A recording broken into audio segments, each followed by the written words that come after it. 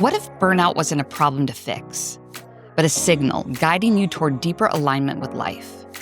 The Practice Podcast invites you to explore how aligning with your energy can transform your connection to yourself, your relationships, and your work. Through real stories, data-driven insights, and life-centered tools, each episode helps you tune into your body's signals and create life-affirming change from the inside out. Welcome to the Practice Podcast. Hello and welcome to the Practice Podcast. I'm Jessica Corbin. I'm Christy Brito. This podcast is a glimpse into how Christy and I live what we call energetic literacy. We are the founders of a company called Source, and at Source, our mission is to solve the human energy crisis. How do you do that? Through energetic literacy. What is that? It's the ability to understand, to manage, and renew your energy. And we have a specific way in which we endeavor to do that. So we have objective metrics. 1 minute a day, we get our HRV assessment, and we can see how life is imprinting upon us. We can see our levels of recovery, our capacity to push for more. And listen, Christy and I, we're pushers. Yeah, we are. Not pushy, although sometimes yes. Yeah. We definitely are drivers, and we're drivers for systemic change in the world. And it's a big, hairy goal. And we're trying to make this pursuit understandable and accessible. So we bring you in to how we are tackling this big, hairy goal. We are showing you how we model energetic literacy with ourselves, our relationships, and then the last layer is how we actually build our tech business. So if this is the first time you're seeing us, welcome. So happy to have you. It also might be helpful to go back and listen to the prior episodes since there is a continuation of information that we're going to be referencing. So yeah, that's my intro today, Christy. What you got? Sweet. Well, I'm in a suit. Which is a first. She's like my security detail for the day. Yeah. It was raining this morning, and this was the most comfortable thing that I could see. And also, I've only worn it once, so it's fitting for today. And I'm just ready today. Yeah. The last time we recorded, I was a little bit scrambled, and I don't feel that way today. It's welcome too. It's welcome. You being scrambled is welcomed. It's all welcomed. You being unscrambled is welcomed. It's all welcome. You're gorgeous regardless. And so every episode we first talk about our commitment that we made from the last episode because we're calling ourselves forward and making changes that shore us up individually. So we'll go over our commitments, we'll talk about our energy status, and then we'll talk about our trends over the last month that probably will reveal some growing edges, and we'll then name a new commitment that we're willing to make around what's emerging. I know. I think it's really important to name too that this is called the Practice Podcast because Jessica and I practice what we preach on the daily. I'm not saying that we're perfect. We surely are not. But this entire endeavor to build in a way that feels regenerative for both of us to be on that path is a practice every day. I used to think that I would just get there. I remember, I still do say this sometimes. Oh, I'm done. I'm done growing. Like, I'm done for the year. Yes. Check. Now I'm going to have fun. And then 2 weeks later, it's like, whap. So this entire pursuit, not only professionally, I think, but for me personally, for you personally, it's all a practice, which is a friendlier attitude because we're all practicing it all. And so I want to name that because if you've seen our website or joining the practice or applying for the practice, this is our way to call other leaders, executives, entrepreneurs, change agents, people in the world that also want to practice with us, living in this way, embodying this work. And it's not always the easiest path, but I can tell you it's the most fulfilling and purposeful. Yeah. And I think the habit that we're trying to interrupt is that a lot of times when we talk about change agents or people that are trying to do like beautiful human-driven, life-centered work in the world is that they are leaving themselves out of the equation. We'll have so many leaders that are literally putting the world on their back and not giving themselves space to be fully expressed, to be human. They keep delaying their self-care, which of course starts to grade at the whole because they are a part of the whole. So we need, a fuller, more whole approach to the endeavor to create a vital future for us all.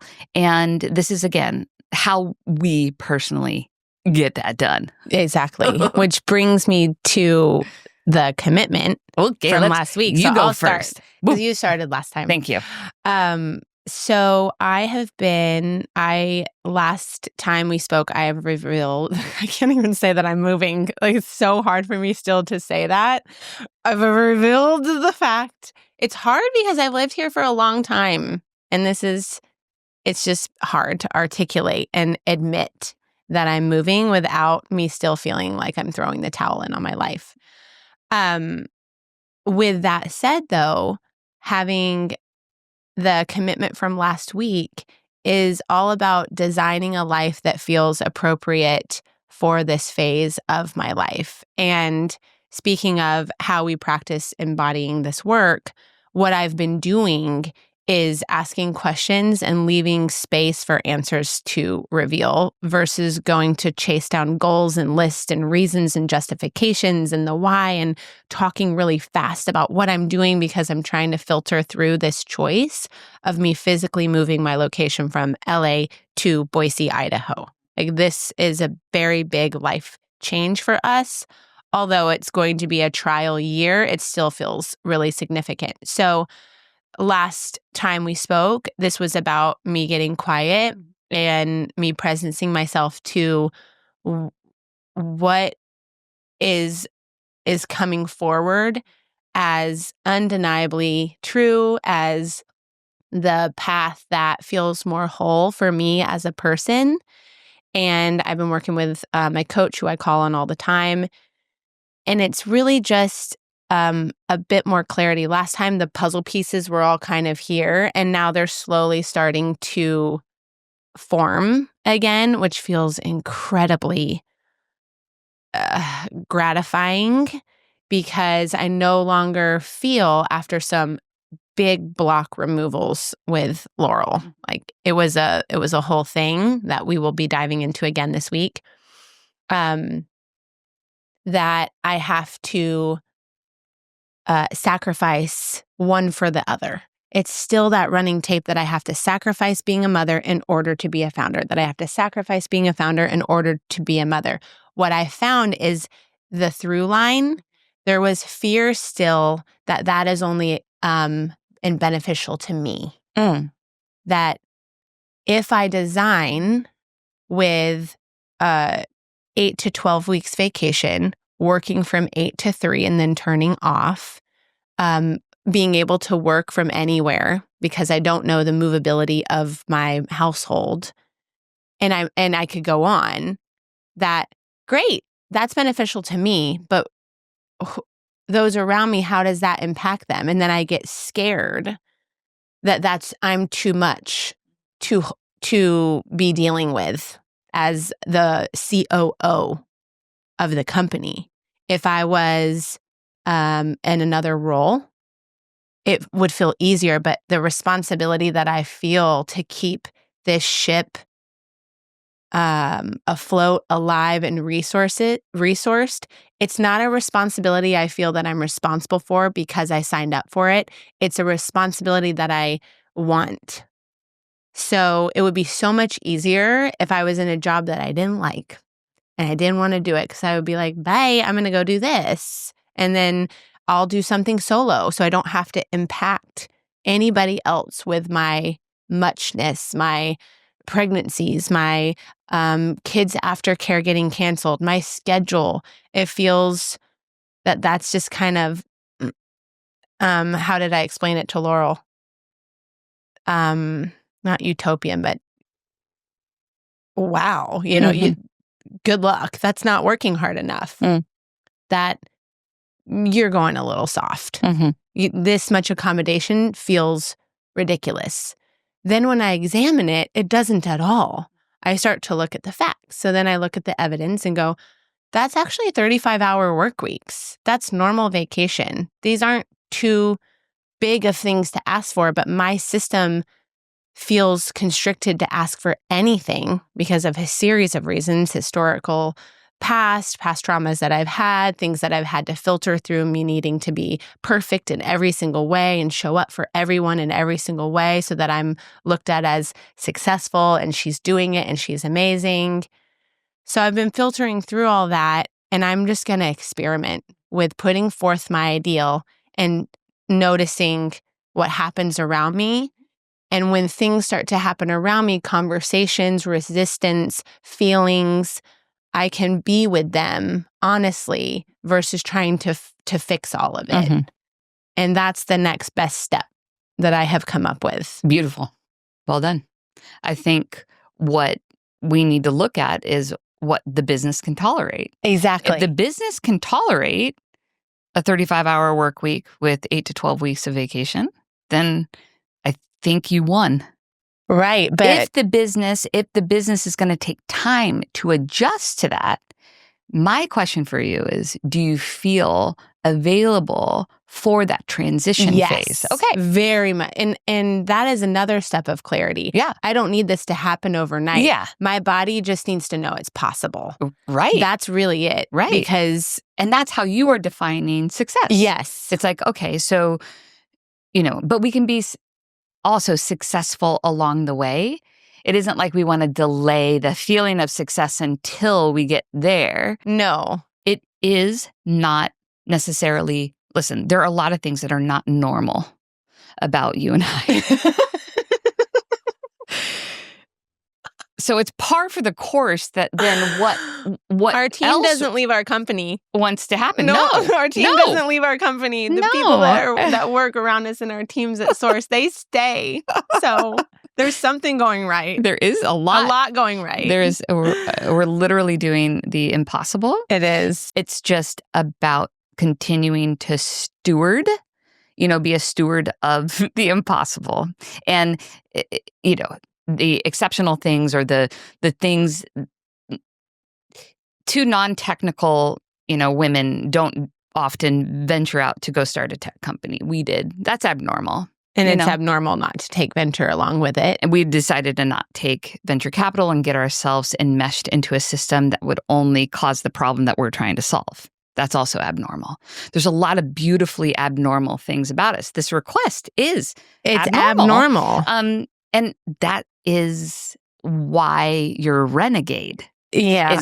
But you have to, again, then the question is, will you give your life space to align with the ideal? Because it will take some time just to sort it, but it is in the realm of what I perceive as possibility. But we also have consistent delusional optimism. That's true. It's a quality in entrepreneurs. That's 100% true. But I'm going to take a stand for it because I do believe it's 100% possible. Me too. For you to have that. Me for too. us to have that. What wouldn't serve, to your point, like you got to look at it from, if you just leave, then look at the impacts of that. I can't even consider that at all, because that is equivalent to me abandoning a kid. Yes, and that's how it feels to me, though. I also take the position in life that you need to give yourself the freedom to leave in order for you to be able to choose in a way that is coming from your sovereignty. You give me freedom to leave all the time, though. Yeah, you told me, and I don't know if I've told this story to you guys before, but I will never forget. We were in Montana, and I was in Montana, and I was sitting outside, and I'm looking at this gorgeous view and all of these trees. And you go, if you want to ever stop doing this, just let me know. Yeah. Let me know. I feel that from you all the time. Yeah. I know that we can stop whenever we feel like it. And I know that we'll have the discernment too. I trust that we'll have the discernment too. Yeah. It doesn't feel like that. Yeah. For me. It only feels the opposite every year. my appetite grows. There's times when, of course, I mentioned this before, that it obviously grates on you. You feel, different cycles within the company that you're like, oh, man, this is. You guys, it's like it's a maze It's that a you have to go maze. through and hit the dead end just countless times. Yeah. And if we didn't have 100%. each other to go through the maze with, we wouldn't have nearly as much fun. No. No. But we're and for me, it's just about continuing to sharpen my honesty, continuing to being able to articulate things with directedness and clarity when I have them, being able to say I don't know when I don't. Beautiful. And knowing that the life design that's in my ideal hopefully is in the ideal of all involved.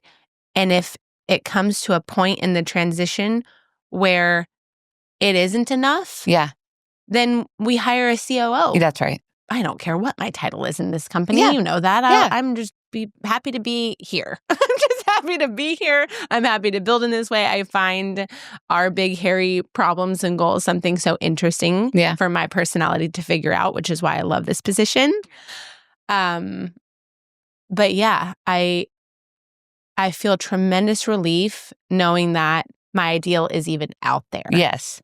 It's really not the ideal needs to happen for the relief to happen, because my life isn't, you already know. Well, it's like you're signaling to yourself, I'm not going to limit me. No, I'm just not. By getting clear on the ideal, I am signaling that my life can have the spaciousness that I desire. Yeah. And now it's just, figuring out the how, but I'm not going to limit myself. Correct.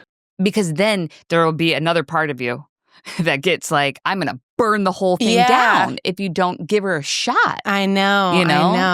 To live it. That's really bad. Ralph made a comment to me last night, just one little comment that made me feel like he knew me more than I did. And I blew up on him for 20 minutes for no reason. Sorry, Ralph, my husband. He's like, this is what you do. I'm like, this is not what I do. Anytime and you're like, I did it. Yeah. Oops. And it's kind of what I do. So it was also with my family, I had somebody. Oh, so my parents were moving and they get this letter.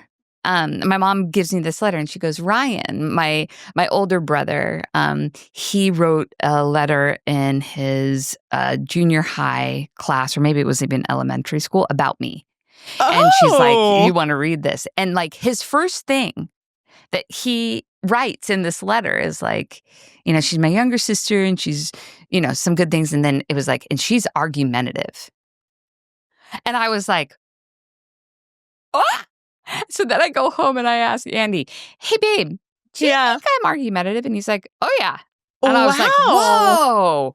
And then I went and I asked my cousin, Jeremy, do you think I'm argumentative? And he's like, yeah. And I was like, oh, my God. My mind is being blown right now. And then, but what was funny is each time they told me I was argumentative, I would argue. I was like, oh my God, maybe I'm totally proving their point. And because in my head, argumentative, this is where it's going to be for me. I'm angry. Yeah. And I'm not. And wants to fight. I'm not angry. And they're like, no, you're not angry. You're not an angry person. You're argumentative. And I was like, yeah. Wait, I'm passionate. I make passionate statements. No, it's true. And they're like, no, you are because you will not, your tolerance for things just kind of, it's like, no, we're going to get it right here. Yeah. But I guess I wouldn't have said argumentative as much as strong and passionate. Exactly. So when Raphael is like, tells you that you're something and you're like, no, I'm not. But then the behavior right after is what he just described. You're like, that's true. I get so upset when people try to tell me what to do and how I am. It's a straitjacket that comes on and I want to bust out of it. That said, back to the commitment is I don't want to do that to, first of all, a 10-year history of us running the company together. I'm proud of myself for getting upstream on this rather than hearing the whisper of, something's out of alignment. Yeah. I'll just, and then it kind of bursts. So yeah, the relief of just knowing that I can put it out there, because my life right now, truly, I don't feel that there's something wrong. There's a mama inside of me that is here, but it's not from a place that I can't do this anymore. I'm so overworked in both areas. That isn't the story. There's just a soul calling that's different, and it's not something that I need to go, I need 12 weeks vacation now or I'm out, and I'm not burnt out in that way. I'm just seeing the forecast and able to go, how can I be responsible, honestly, about these feelings? Yeah, beautiful.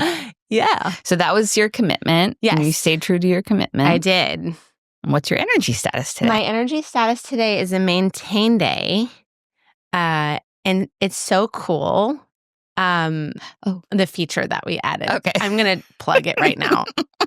Our practice members, the people that have joined in on the practice, every morning when I take my HRV score, it's the 1-minute assessment, finger to camera. First of all, I need to admit something. The feature that I'm talking about, I was against doing because of the length of time that it might need to create this feature. But the tips associated with the energy status are now being inspired by our practice members. And so, for example, I'm receiving a tip today from one of our members, Chris, and it was inspired by a question that he had, a moment that he had yesterday was, Morgan, I find this feature just incredibly more fun than I thought it would be, and I like it. Anyway, I have a maintain day today. Feels accurate. And I noticed the last week I've been on, so the last time we spoke, I was kind of down on a recover trend. I had like a giant bump. Yeah, you did. These last 2 weeks, a big push. Yeah. And I even had a little higher in one of them, but I had to retake a score. Yeah. So I had, just a nice big bump, and I'm feeling a lot more resourced than I've been, probably in due from, clearing. Totally. Some clearing, some processing, and us tangibly going through kind of a bit of the eye of the storm, clarifying the product around the practice, what that is. Can you name what that is? Yeah. Because if we keep referencing it, we should probably describe the practice membership. Yeah. Yeah. So the practice membership, we opened up a consumer offering for the first time this year. Jessica and I have been taking everything that we've learned the past decade, the leaders that we've worked with, the companies. Because we've primarily been working in enterprise. For the majority of what we do. But we've noticed that there are people in these enterprise engagements, there are people we meet along the way that want to join in this work, and we haven't really had a place to collectively be together. And so the practice is a membership that's designed for the leaders and the change agents and the people maybe in high-powered positions or really stressful jobs that want to come back to themselves, that want to take their HRV every day, that want to understand how to cultivate more energetic literacy within their lives, how to embody that. It comes with coaching, it comes with a community call, and it really is a place where you can come to practice walking the talk of kind of what you're doing in the world. And I think something you said earlier that's especially noteworthy is that a lot of these members, they're doing great work. They want to create an impact. You could even see, the nonprofit people that are up at the top. All they're wanting to do is make the world a better place, or do great at their job, or, feel into a different way of living and working. And they're going, and their drivers, we're noticing a lot of high-achieving individuals, high-performing individuals that are simply not taking care of themselves in the way that they want to. So the practice, one of the best things about it is the accountability that it holds. For me, building this company is my accountability, because without these bumper lanes, without the practice, which is why I love the title so much, I'm obsessed with the title, without me being in this container, still I have the tendency to float away, override my boundaries, burn the midnight oil, and I'm going for big impact too. So this is a space for us to collectively come together, cross-pollinate, and take care of ourselves as much as we do to the world. Yeah, well said. Yeah. And the community component can't be undervalued. You could go get a Whoop, study your HRV, but really what we're trying to also do is weave a more kind of reliable connective tissue between all of these change agents so that they're personally more supported and able to, like you said, cross-pollinate their ideas, how the work is actually expressing through them. All of that is really important. And all how we're structuring everything is all based off of regenerative business principles. And you really can't have systemic change in a silo. So we unsilo a lot, between what's inner and outer, between right brain and left brain. This is all a contribution of the work of Laura Storm and Giles Hutchins that I've had the good fortune of studying. So if anybody's ever interested about regenerative business, go study those two. But again, we are not just interested in changing individuals. We are interested in changing the system. Exactly. And we need to be very clear about that. And the only way that we're going to do that is to have community components by which the connective tissue between each other can get stronger and healthier. 100%. And I think that's why I got that HRV. My HRV has rebounded in a way because of the clarity around who we are. And it changes, I know, but right now I feel like we are in the sweet spot of who we are, what it is that we're teaching, and we're taking a hard stance on it. And we're going to call people forward to be on the front lines with us. And that's a highly committed individual. It is. And so Whoops and Auras, great for, tracking your sleep, but we use HRV more as a signal and a portal into the greater change, into the greater connection with yourself. And I think that just is a difference maker. So I feel rebounded a bit at work. I feel resourced with the puzzle pieces of my life. And what's so interesting is I've been almost afraid to talk about how great the motherhood is right now because I don't want the shoe to drop. I'm always balancing that. But I feel really good this week, and I feel grateful, really grateful for the space to explore this. Yeah. And it's a whole hell of a lot better than just quitting things, burning down, and starting over. Totally. Well done. You earned it. You earned all the good feelings. Yeah. I feel less emotional for that reason. You can feel here's the thing, when you do the work, you can feel when you deactivated the trigger. And it's like, bizarre. And that's where it's like, it's just all running really clean. And it's clean in me too. And that's how clean energy. It's a different, I haven't learned about this at all in my life. It's even hard for me to think practically around how we are all energy and we sense into each other. But when I'm able to speak about really sensitive topics, so practically speaking, I am less emotional in my throat and in my belly, knowing that that's now been released and neutralized. So now my brain is able to collect evidence of that being okay and safe to speak about. And that's how that repair begins. And I'm able to see a little bit clearer about how we are all energy. And I used to just kind of, it's you, it's me. We're in our own boxes. Unless you just want to keep burning stuff down and moving on. which may be for many of you the choice that you want to make, but for me, it just wasn't. So it's cool to see. It's way more about alchemy. Yes. Mm-hmm. You always have the word. I describe it in 400 sentences. Peanut butter, jelly, breads, the sandwich goes together, alchemize.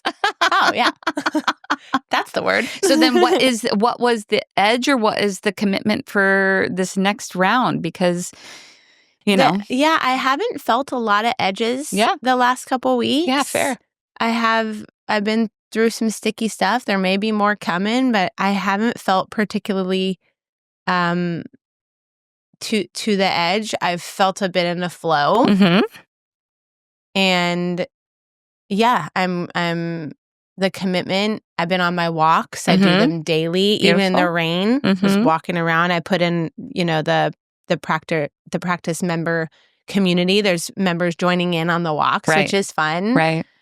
And I think my commitment is to continue to refine and clarify my voice and keep the honesty clean and practice. Now it's just about practicing and putting, one foot in front of the other with all of the information that I have. Can you ground it with even more specifics? Because if it's like clarifying my honesty, that sounds powerful, right? When people ask me questions around my move, I need to be able to clearly say that when I'm moving or where I'm going, when they ask me questions versus me still shaking about how this news might affect my friend Rachel.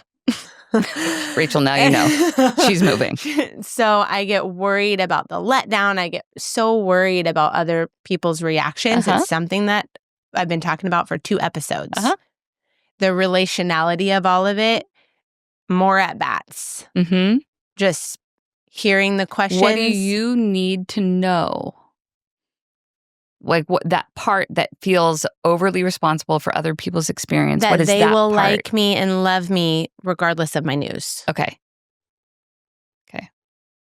That they will like me and love me regardless of my news. If they do not, why am I worried about it? Yeah. That's it. When you feel your throat, because even today I can feel it.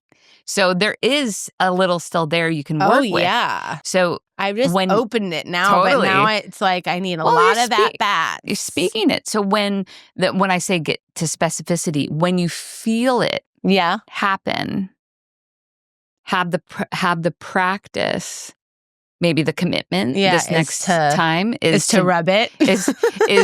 is to understand what's going on. It's nervous, it's swallowing something. So it might be a cue for reassurance, like self-reassurance. Oh, maybe Do you know affirm what I mean? in that moment. I think when the throat it trembles. When it trembles, can you give yourself some affirmation, like it's safe to speak?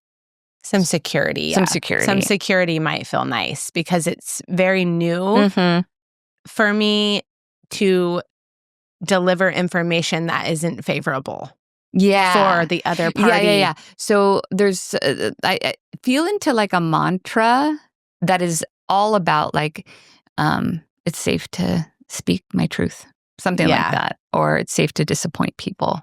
That might be the bigger one. It's well, safe that has that has juice, way more charge. So it's safe to disappoint people. Yeah.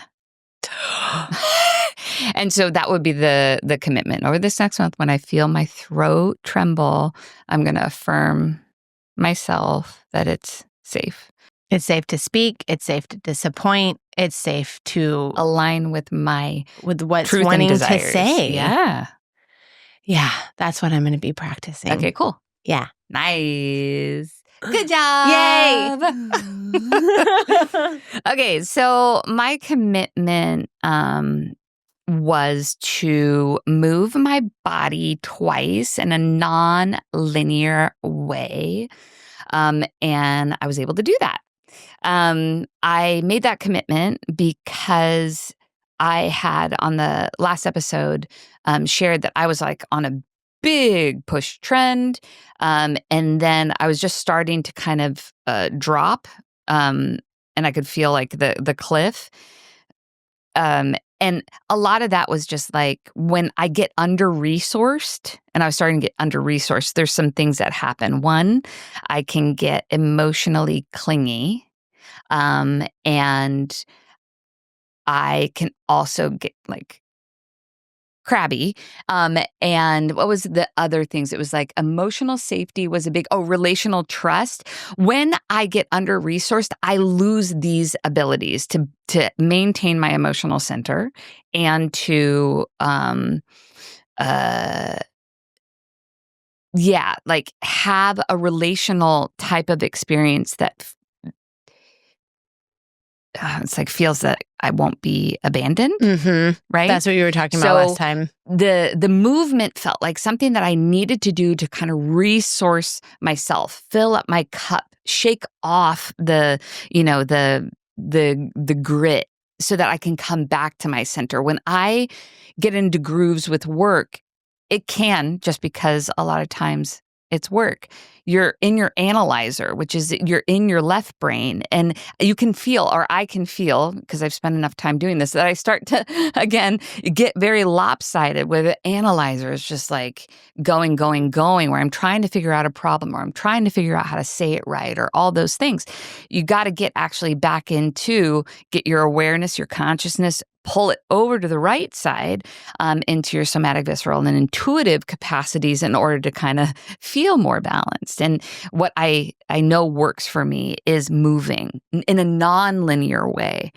Going to, a regular exercise class won't do the trick for me. It's literally when you go to things like, so I went to a tea ceremony that also had art and a little movement.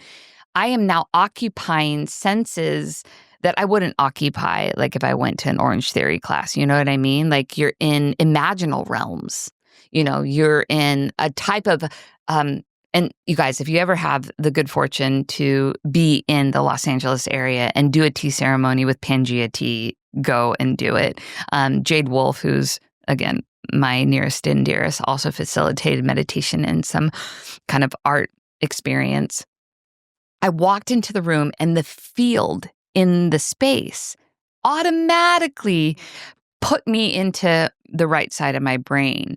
I was able to open up. It's like open up my aperture of awareness. I start to think and feel in a more global fashion rather than getting so focused on whatever it was that felt important, Everything just relaxed, and I don't know, it just helped me really reconnect with myself. I did that, and then I did an ecstatic dance, which isn't an abnormal thing for me. I love ecstatic dancing, 5 rhythms. If you are looking for a way to explore yourself and that feels, a little intimidating, consider this your sign to go do it, even though it might feel a little intimidating, because these spaces you'll go, there's a DJ, they're going to take you through either a really good playlist, or it could be a 5 rhythms class where you actually move your body through the 5 rhythms of creation. So cool. Which I think is...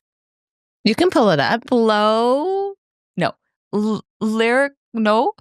Still. Let's start with stillness. It goes, I think, from stillness. Nope.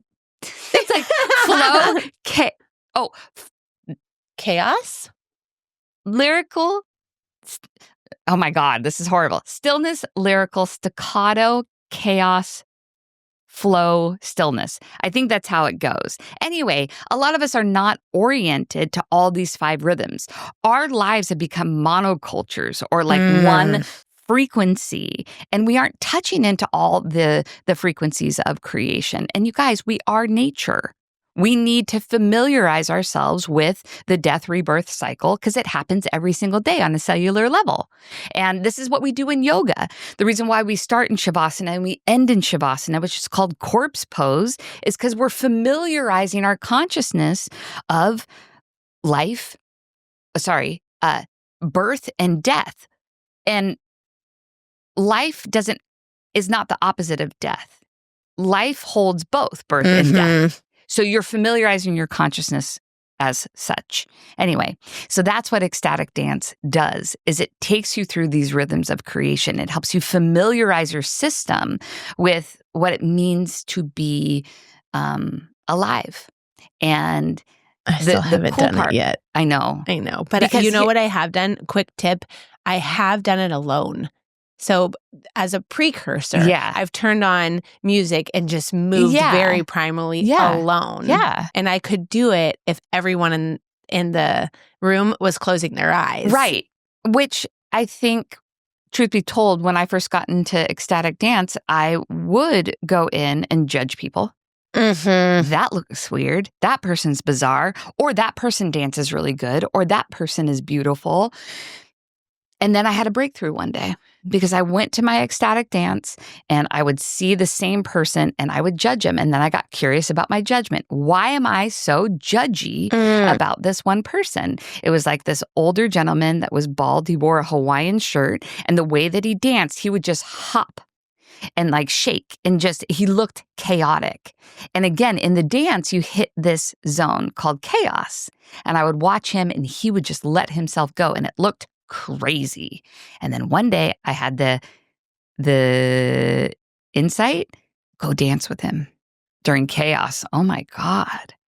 So I walk up to him and I just start mirroring him. Everything that he's doing, I'm doing. Because I wanted to experience, what is he getting out of it? Because he seems so free and committed to looking so weird. And I just started to go ham with him, and all of a sudden, I understood. It felt amazing. I always had judgment on chaos.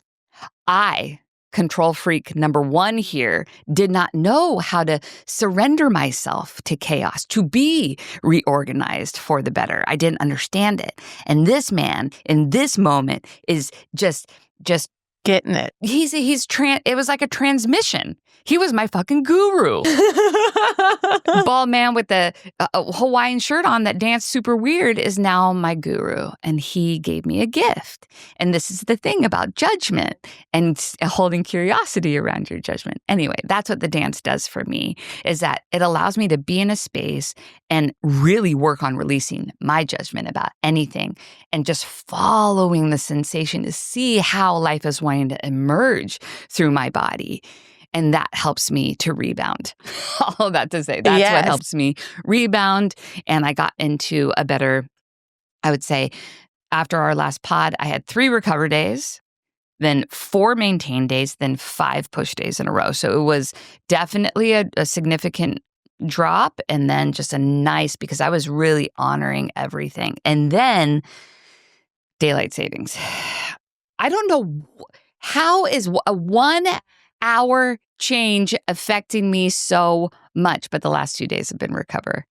I just my cycles are off, my circadian rhythms are off. It's gnarly, the daylight savings. It's really it's been an issue for me too. It's caused me to get more sleep. Yeah. Because Raf's been doing the morning, but you're not alone. A lot of people are this 1 hour thing that, quite frankly, we need to delete from just what we're doing. What are we doing?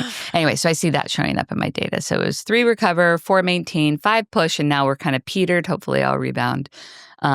Tomorrow, we'll see. I'm going to try. It's a full day, but I'm going to do some additional support for myself. And then here's what was highlighted, though, within the last 2 weeks for me personally, is that I really was living pretty free. I was pretty aligned. I was operating from my energetic information. There's something that's happening in the greater field that's feeling like energetic literacy wants to happen. It wants to happen. And I'm noticing that I am willing to stand in it in a way that's disrupting some of my relationships. And I would say even... I just got full body chills. Like, I need a stiff one in here now. And even like, as, you know, I stand in it, it calls you forward. As I stand in it, it's calling other relationships forward. I enjoy it. I know, because you're I enjoy You're a it. renegade. I enjoy it. You're a renegade. I need it. But what happens with the people that don't have an appetite for growth Or like don't you enjoy do, it? that don't want to transform? So right now what I'm noticing is I stand in my energetic literacy, in my energetic information, and I am feeling the passing of time. I am getting older. I want to use my life to create radical change. I need some of my key relationships to move with me. And it feels disruptive because I'm having to speak into those relationships in a way that I haven't been willing to do in the past. But as I said to my friend Bristol Bond, who's also a grade A change maker. Regenerator. Yeah, regenerator. I said, I feel like I'm being obedient to what time it is. You got to be obedient to what time it is. And energetic literacy is on time for all of us. We have to stop giving our power away, walking away from our information. That would be the energetic information coming through your bodies that's making you sweat, that's making you recoil, that's making your throat tremble. Get clear on what is happening for you. And then get clear on your ideals, and then speak into those ideals. And then your world starts to change. And then the world starts to change, because when you change, the world does. And I see what you mean about when you're standing forward this strong. It's almost like I remember in the beginning when I had a nutrition practice and I had to start I stood forward in this new way that I was going to eat, and it started to disrupt relationships. This is a whole other level, though, for you, because you're not talking about pumpkin pie and what you're standing forward in. Right, but it's still confronting, because the reason why people are overeating goes deep. So when you stop having, food binges with your buddy, or, and you're saying, no, I realize now that there's primary food and there's secondary food, and like primary food is my relationship to myself. Secondary food is the food I put in my mouth. Correct. Right? Yeah. And you say, I'm not gonna, mute my needs anymore with food. I'm gonna go direct. Mm-hmm. The person that you were eating junk food with is kind of like, well, then how can we be friends? I know. That's how we built our relationship. And I had some fall away.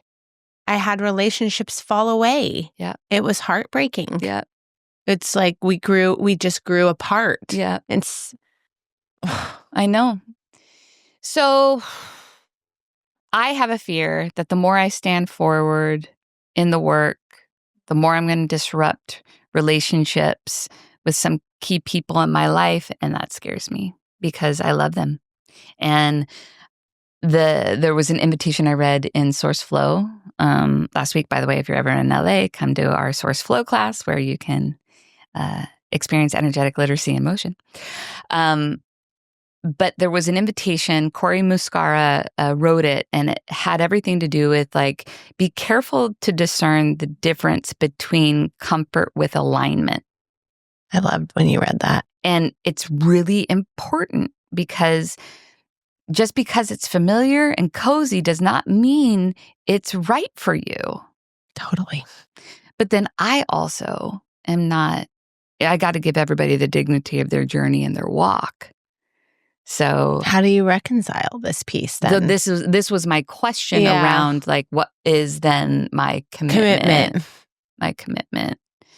And I think the first thing that came forward was to have just transparent conversations about what I'm scared of with these people. They might be able to offer a perspective that can soothe my fear. Because I think I'm pretty good at allowing different opinions to exist. But for me, it's like I want to have common ground. And when we're talking about energy and truth, if there isn't any interest in that, I'm like, I don't. Yeah. No. I don't know. Yeah. So it Because feels then delicate. where is Mhm. your, how do you share? How do you get inspired? Where's the depth of connection? Where is the depth of conversation? You know, not everybody has to be everything, but again, if the back to the food example, if you know my friend over here is just eating junk food and junk food and junk food and going, then it's just a relationship that isn't feeding me. Yeah. I still love that person. Yeah. Like, go ahead. Kit Kats all day, bro. Yeah. Have at it. But it isn't invigorating for me to be Yeah. around. Yeah. It's like these relationships, they're so life-giving. Um, if the connection feels honest. Yeah. Yeah. And it's just like, And you also may not want to feel limited in your growth. right. If you take a stand on energetic literacy, like what will happen when I go deeper? What will happen when you move to the woods? What will happen when any of these things? Mhm. And Jess doesn't want to feel like this either, starting I think to sometimes, dim. though, that I feel overwhelming for people when really all I'm asking is for them to know emotionally where they're at. And it's the defensiveness. Because so many people don't know. Yeah. So many people. You feel overwhelming because sitting with you Uh-huh. and having a regular, normal conversation Mhm. is already disruptive to what normally goes on in a human body that has been told to squelch, Right. to stuff it down, to be liked, to not feel, to override your boundaries. Mhm. So when you're in a normal conversation, you don't mean to, but you don't let people off Mhm. and skirt away because you're not trying to do anything. It's just who you are. That's why I'm trying to find a genuine you're not trying to connection. change people. No, At but all. the perception is that I am. But that isn't But then what's how true. how can I say I'm not trying to change people when I'm also saying it's grow time? Yeah, it's So grow then time. how can you say I'm not trying to change people when in fact I am saying there's information I am getting from your body. Your mind hasn't caught up to the information I'm picking up on here. Yeah. There's a truth here that I want you to be able to give language to. Yes. So that you can be more integrated and our connection can feel more fortified and strong. Yes. But when there's an unwillingness, because this is speaking. I know. This is and speaking. you're really and good at reading I can it. feel it. I know. So when it just feels like a denial of self that then ripples out into a denial of having an honest connection. Which is why I don't believe you try to change people, but I think you try. What I think you do is you're not very willing to have dishonest relationships and cut off relationships emotionally. Rather, when I sit with you and have conversations with you, I willingly know damn well that I'm not going to get off scot-free, and yet I put myself in Yes, you do. in conversations Yes, with you you do. because I'm hungry for the Yeah. call out. Yeah. So I don't think you try to change people. In fact, you give people a lot of room and a lot of space to grow. Yeah. But if you're seeing no willingness at all, that might feel, what are we doing here? Yeah. Because your bandwidth isn't unlimited. Yeah. And there's a lot of things you want to do in the world. I think that the phrasing then would be, I'm not interested in unconscious relationships. There. So when there is a level of unconsciousness happening, Asleep we at the all wheel. do. Listen, we all have so much unconsciousness happening. I'll say it again. The body is an extension of the unconscious mind. That's why I'm so curious about the language of the body, because it gets us into the unconscious, what's really happening, Yes. and where the things that we're conscious of is really just like a control mechanism. But if you pay attention to your body, it's going to show you what's more true, So when I can feel something happening within someone's system, my desire is that they meet themselves with love. Don't stay unconscious to what's happening. Mm-hmm. Yeah. And maybe it's selfish because if they stay But that's unconscious to your- themselves, they're going to then stay unconscious to me and I want them to be conscious with me. And therefore, the only way to do that, I don't know. But there's your answer. Yeah. So I don't think that it is very fun for you, honestly. Yeah. And then it's also not pleasurable. It's just not pleasurable. It's not pleasurable. interesting. To be in relationship, you're such a kinesthetic person and you're so passionate and you have big feelings. Yeah. But you're on the fucking ride with yourself. And it's like, I would rather be in that kind of emergent, alive thing. Alive, even wrong. You don't mind any of those. No. But any sort of dimensionality, things you're going through, there's a no judgment zone. But if I'm asleep at the wheel, just spitting off hot air, that's going to be very irritating to you. Yeah, it bothers me. And I don't think you need that. If it bothers you and if it's not something that feels, it's like you want to feel invigorated by your conversations, by the people you surround yourself with. Mm-hmm. You also, I mean, I'll just speak frankly, this is your life's work. Mm-hmm. This is your purpose. Mm-hmm. You know, you live for this. Yeah. So otherwise, you know, you're going to just be like, I'm bored. I am bored. You know? Yeah. It's true. Because I'm so interested in the emergence. You know, how life is trying to be born through you, as you. Like, I'm so much more interested in that. Yes. You know?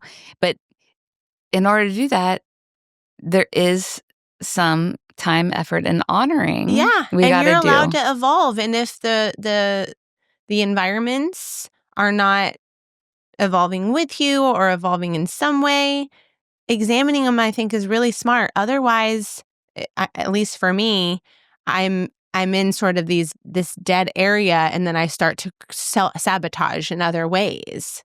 So I think it's smart, and I personally love.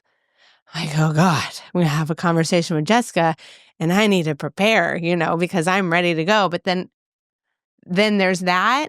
And then there's weeks and weeks and weeks where we're just two ragamuffins laughing hysterically. Totally. I mean, it's not that deep with you either. No. You just have to see a little bit. Yeah. Like it's not a lot to ask, really. It's but just if something a happened in your life that came up, and even if you're like, I know, Jess, and I don't want to talk about it, I'd be like, cool. Great. Like, I'm not going to Let's go get a salad. No. But yeah, I really am passionate about people. I'm really passionate about connection and people using their bodies and touching into what's here with compassion and care. I think it's the true solve for human suffering. And you deserve to surround yourself with that. Yeah. You know? Yeah. So all of that to say, I think my commitment is just to have a couple key conversations around my fear and just show my vulnerability rather than get bossy. Because I see. There's a dramatic difference. And one works and one doesn't. One works and one doesn't. I got to show the tender bits in order to really, you know, kind of reestablish the connection. Because there is the part of me that's like, you need to do this and this and this and stop doing this and Instead this and of this. I feel just scared because this isn't happening. Correct. That's a good one. Yeah. That's almost the other day I found myself the same. Instead of me saying, you're not doing this and you're not doing that. Instead, if I flip it and say how I feel versus what so-and-so is not doing or they're this, I feel really unmotivated when this happens. Yeah. The ownership is now up for grabs. Right. Versus... Yeah, because you get to stay in your experience. Yeah. You get to name your experience without forcing anybody to do something. Exactly. Yeah. All this to say, this is how we're different than Whoop and Aura. But this is what we practice day in and day out. And I'd be hard-pressed to believe that if more conversations with founders, with leaders, with executives, with family, with partners. We have partners in the membership that are, showing really signs cool. of reparation of relationship and communication. You know, an hour conversation with a colleague, you know, every couple weeks, opening up the lines of communication, talking about how you feel, saying, I have a recover day. Here's what that means to me. Try it on. We get our shit done still. It's all right. Yeah. You know, that stuff just follows. We're going to be able to get our shit done on a 35-hour work week with 12 weeks of vacation. We're holding that open. We're holding that open. All right. Is that it? I think that's it. Okay, you say bye. Okay, bye.